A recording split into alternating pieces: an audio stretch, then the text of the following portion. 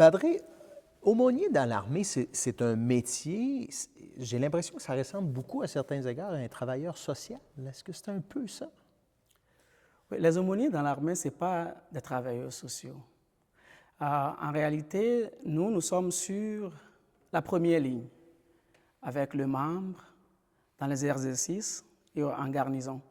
Donc, si le membre a un problème, par exemple un problème familial, la première personne à qui il veut parler, c'est l'aumônier. Vous me parliez, lorsqu'on s'est rencontrés tout à l'heure, d'un enfant qui disait un militaire, ça aime faire la guerre, un militaire, ça tue des gens. Or, vous le voyez d'une autre façon, vous? Oui, le militaire, c'est pas. Il n'y a aucun militaire qui aime faire la guerre. Ça paraît paradoxal, mais moi j'ai 3 enfants et une femme. Ça ne me tente pas de mourir. Mais nous sommes appelés à servir la nation et nous sommes appelés à défendre la paix et la liberté.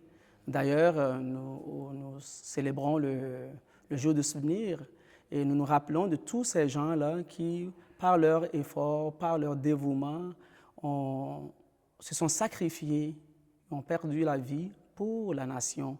Donc, c'est pas, ça ne leur tentait pas, mais pour la liberté, pour conserver la liberté et les droits que nous avons au Canada, il importe que le militaire soit prêt à tout moment pour défendre la nation. Est-ce que votre travail, c'est aussi de gérer ça, c'est-à-dire une espèce de dualité? Ça doit être difficile pour les êtres humains que vous rencontrez, de dire « je côtoie la mort, je dois donner un sens à la vie ». Est-ce qu'il y a ce type de questionnement-là? Toujours, toujours. Ils cherchent quelque chose de plus profond que juste être dans les forces armées. Donc, les militaires, comme tous les autres, ont ces questionnements-là. Et puis, cette dualité existe toujours. Et puis, ça fait partie de notre travail. Avec tout ce qu'on sait sur le groupe armé État islamique et les conflits des dernières années, souvent ce ne sont pas des conflits territoriaux, mais parfois d'idéologie religieuse, est-ce que les militaires que vous rencontrez sont à la recherche de réponses religieuses, de tenter de comprendre certaines idéologies auxquelles ils doivent faire face maintenant? Évidemment. Je vous donne un exemple palpable. Comme vous le savez, dans les forces armées canadiennes, on a toutes sortes de religions. Donc, il y a des membres qui sont des musulmans, il y a des modérés, il y a beaucoup de chrétiens, il y a toutes sortes de religions. Donc, je rentre au régiment un jour et puis le membre, il me dit, Padre, est-ce que c'est vrai que quand on est musulman et puis qu'on meurt pour Allah, est-ce qu'on va au ciel avec des vierges? Bon.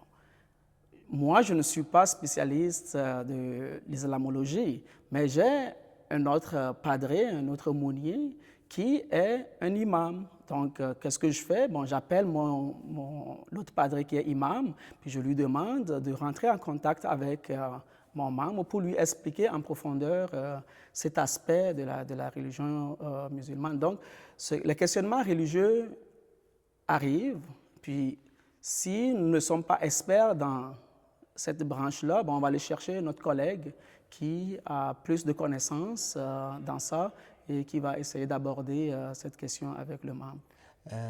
Padre, en terminant, vous êtes arrivé au Canada il y a quoi, une douzaine d'années? 15 ans. 15 ans. Et c'est assez récent, après une carrière universitaire, vous vous êtes enrôlé dans l'armée. Pourquoi? Pour moi, je me suis enrôlé dans l'armée tout simplement pour dire merci. Merci au Canada. Je suis venu comme immigrant de première génération. J'ai fait mes études ici jusqu'au doctorat. Je me suis marié ici, j'ai 3 beaux enfants.